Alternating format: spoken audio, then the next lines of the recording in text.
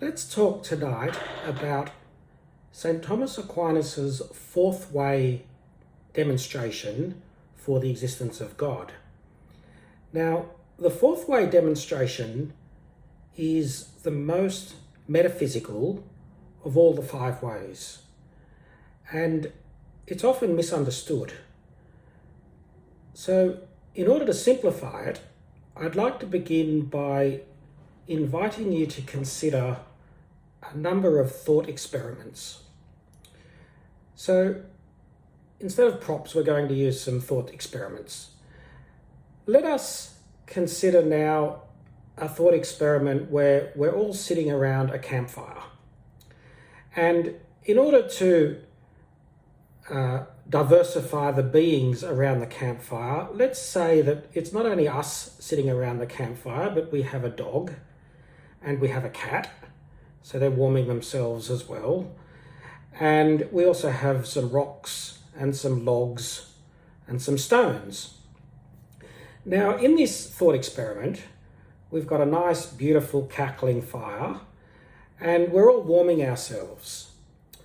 So we can say that the fire is the source of all things that are heated around that campfire. Now, those things around that campfire are essentially diverse. We've got a cat, and we've got a dog, and we've got humans, and we've got stones and logs. They all have different properties, but the one property that we're getting from the thing that's central to this scenario is heat. So we're sharing that in common, and we're getting that from the campfire. Now, that's a simple enough experiment, but there's one other thing here. Since we're all getting heat from the fire, then none of us, if we're getting heat from the fire and that's where the heat is coming from, none of us can be hotter than the fire itself. Because the fire is the essential source of heat in this scenario. So the fire, of all those things, the fire is the maximum of that genus of diverse things. And that's a simple enough thought experiment. So let's change it a little bit so that we can diversify the thought experiments to see where we're getting at. Suppose now, instead of a fire, we're all sitting around a fountain that is bubbling up water, and it's sprinkling us. So we're all to varying degrees, more or less, wet.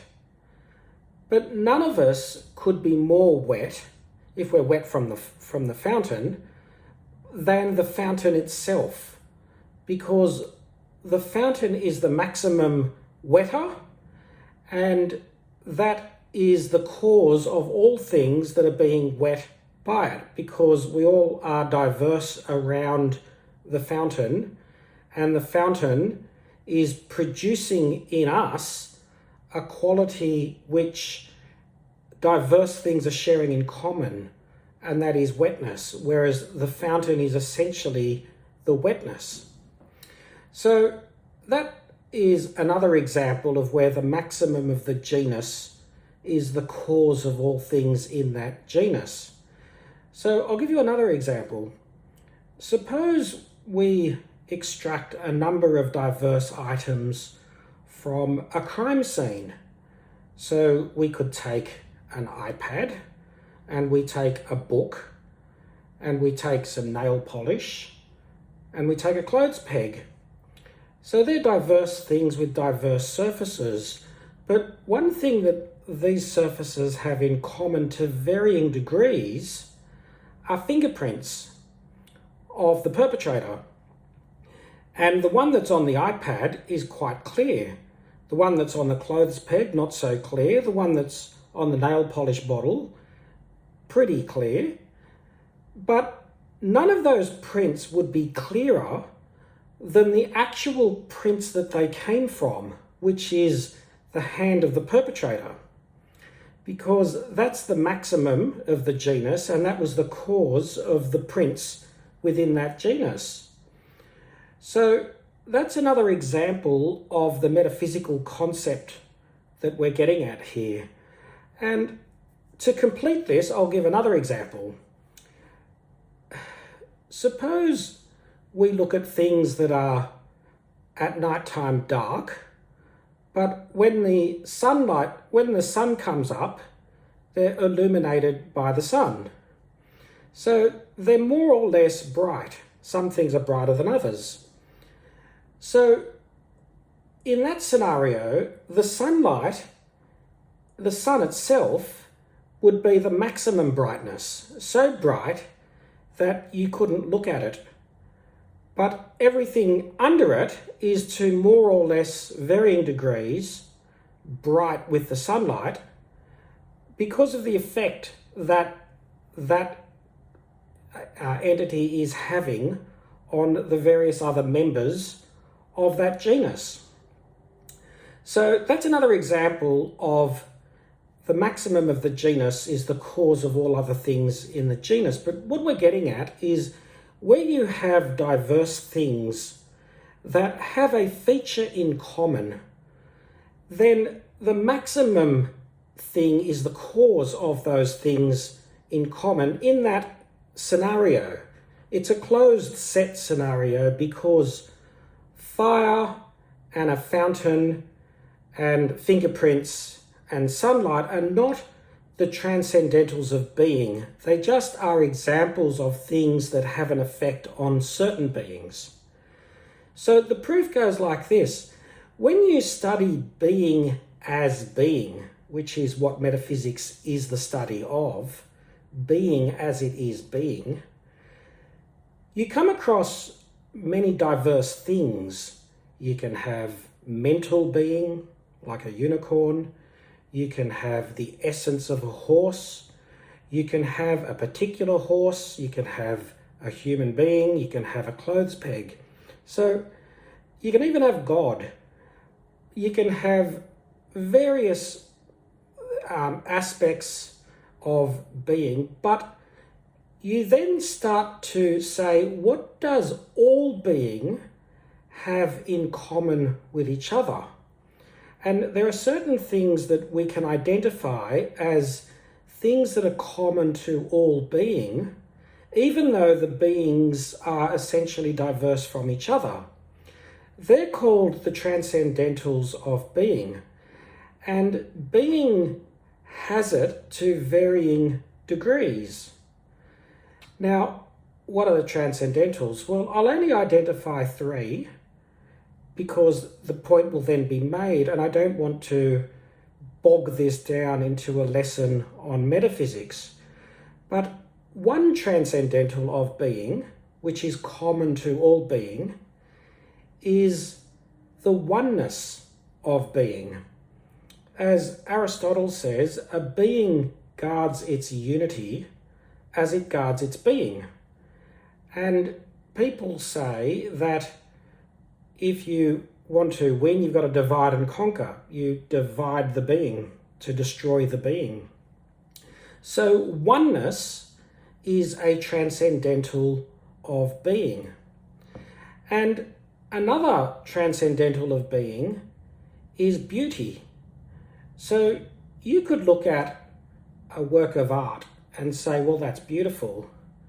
But you can also look at a beach and say, that's beautiful.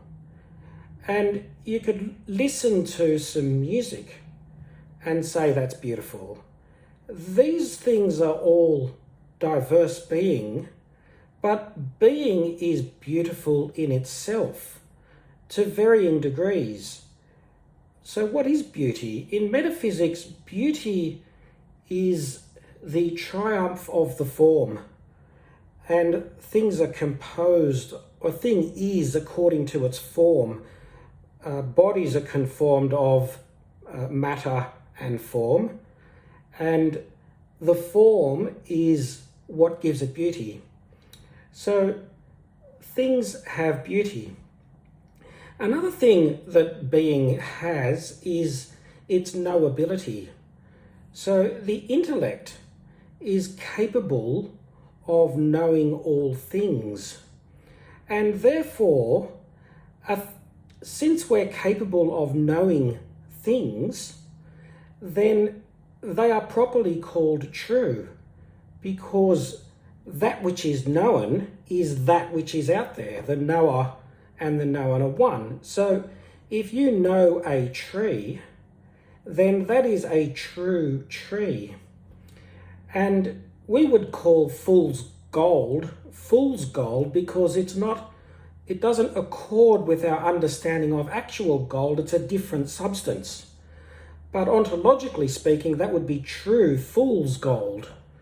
So being equates with truth insofar as being is knowable. But since all being is knowable, then truth is a transcendental of being. So where do we go from there? Since all being have the transcendentals in common to varying degrees, then there must be a being which is the maximum of those transcendentals, which give those transcendental properties to the other beings. Just like the campfire gave heat to the things around the campfire, and the fountain gave wetness to the things around the fountain. So there would be a thing which is not just beautiful, but which is essentially beauty. And a thing which is not just true, but is essentially truth. And a thing which is not only one, but is supremely one in the sense that all other things get their unity from it. So it's an existence which is quite different to all other things that have their own unity. Their very being is grounded in this maximum oneness, which is God. So that's the demonstration for the existence of God from the grading of transcendental being. It's a beautiful one, but it's a metaphysical one, and we have to get to it through analogies, because we have to use the thought experiments that I used, which don't apply to all being in common, but only certain beings as my thought experiment set it up, because I'm attempting to draw an analogy for the transcendentals for which it does apply. But that's essentially the demonstration, which not only shows the existence of God, but it shows something of his nature as well.